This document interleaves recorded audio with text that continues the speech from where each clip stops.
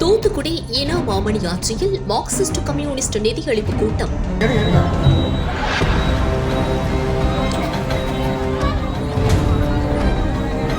விஜய் பிரச்சார வாகனம் எமன் ஏறும் எருமை மாடு போல் தெரிவதாக மார்க்சிஸ்ட் கம்யூனிஸ்ட் கிண்டல்.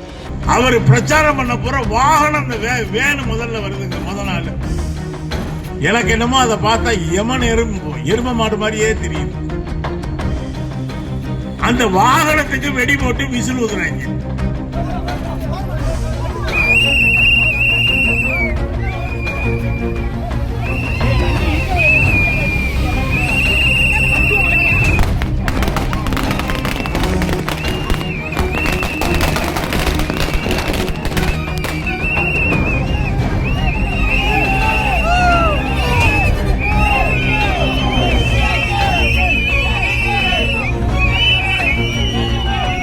விஜயை ஒரு பிடித்த சிபிஎம் மாநில செயற்குழு உறுப்பினர் மதுக்கூர் ராமலிங்கம்.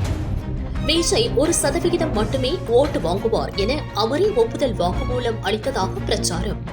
எல்லாரும் ஏற்கனவே ஆரம்பிச்ச கட்சியில தலைவரா இருக்காங்க.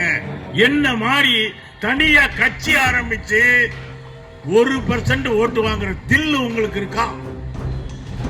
அவரே முடிவு பண்ணிட்டார் 1%க்கு மேல இந்த கட்சி தேராதுன்னு. தூத்துக்குடி மாவட்டம் கோவில்பட்டி ஈனா மாமணி ஆட்சி பஸ் நிறுத்தம் அருகே மார்க்சிஸ்ட் கம்யூனிஸ்ட் கட்சியின் நிதியளிப்பு பொதுக்கூட்டம் நடைபெற்றது. அதில் அக்கட்சியின் மாநில செயற்குழு உறுப்பினர் மதுக்கூர் ராமலிங்கம் பங்கேற்று பேசினார். தம்பி கூட விரிவா பேசினார். அது என்ன கட்சின்னே தெரியல. நம்ம வீட்டு பிள்ளைகள் சில பேர் அப்படி எப்படி எட்டி பாக்குதுங்க. புத்திமதி சொல்லணும். விஜய் வந்தா பரவாயில்லங்க, போய் பார்க்கலாம். நம்ம ஒன்றும் தப்பா பேசல. இன்னைக்கு கூட நயினார் நாகேந்திரன் ஒரு வார்த்தை சொல்லியிருக்காரு. அப்படியெல்லாம் பேசக்கூடாது. பொது வாழ்க்கையில் இருக்கக்கூடிய பெண்களை எங்க கட்சியினுடைய தலைவர் மரியாதைக்குரிய தோழர் வாசுகி அவர்கள் கூட நயினார் நாகேந்திரனுக்கு கண்டனம் தெரிவிச்சிருக்காங்க. விஜயினுடைய அரசியலை பத்தி தான் பேசணுமே தவிர அவருடைய சொந்த வாழ்க்கையை பற்றி பேசுகிற பழக்கம் மார்க்சிஸ்டுகளுக்கு இல்லை. அப்படி யாராவது பேசினா கூட அதை கண்டிக்கக்கூடிய தார்மீக தைரியம் எங்களுக்கு உண்டு. முந்தா நாள் விஜய் வந்தா அந்த அவருக்கு போய் வெடி போடுங்க, விசில் ஊதுங்க, என்ன வேணாலும் செய்யுங்க. அவர் பிரச்சாரம் பண்ண போற வாகனம் வேணு முதல்ல வருதுங்க. முதல் நாள் எனக்கு என்னமோ அதை பார்த்தா எமன் எருமை மாடு மாதிரியே தெரியுது. அந்த வாகனத்துக்கு வெடி போட்டு விசில் ஊதுறாங்க. முதல் நாளே வாகனம் வந்துருச்சு. அடுத்த நாள் இவர் வர்றார், வந்து சொல்றாரு எல்லாரும் ஏற்கனவே ஆரம்பிச்ச கட்சியில தலைவரா இருக்காங்க. என்ன மாதிரி தனியா கட்சி ஆரம்பிச்சு 1% ஓட்டு வாங்குற தில்லு உங்களுக்கு இருக்கா? அவரே முடிவு பண்ணிட்டார் 1%க்கு மேல இந்த கட்சி தேராதுன்னு. சொல்றதுதான் சொல்ற, ஜெயிக்கணும்னு சொல்லலாம்ல. 1% ஓட்டு வாங்குற தில்லு எந்த கட்சிக்காவது இருக்கா?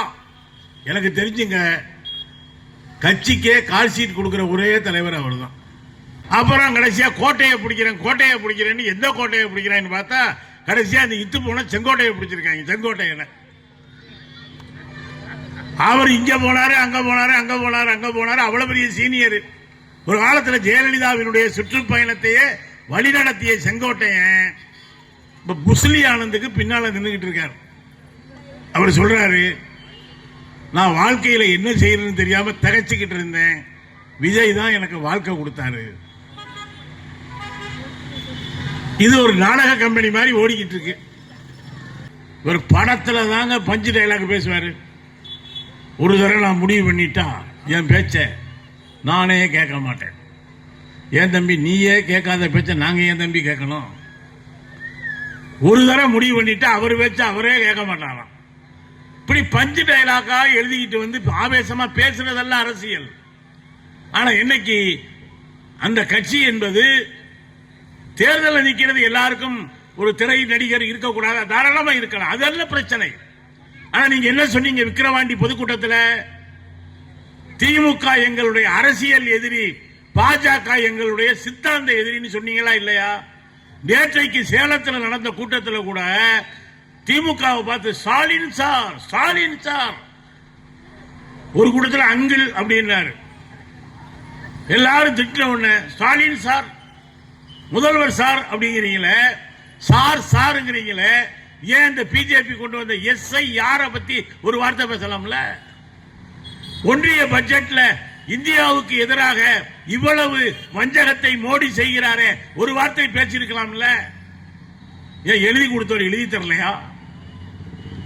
அரசியல் எதிரி மட்டும்தான் முக்கியமா? உங்களுடைய சித்தாந்த எதிரி முக்கியம் இல்லையா என்கிற கேள்வியை நாம் எழுப்ப வேண்டியிருக்கிறது.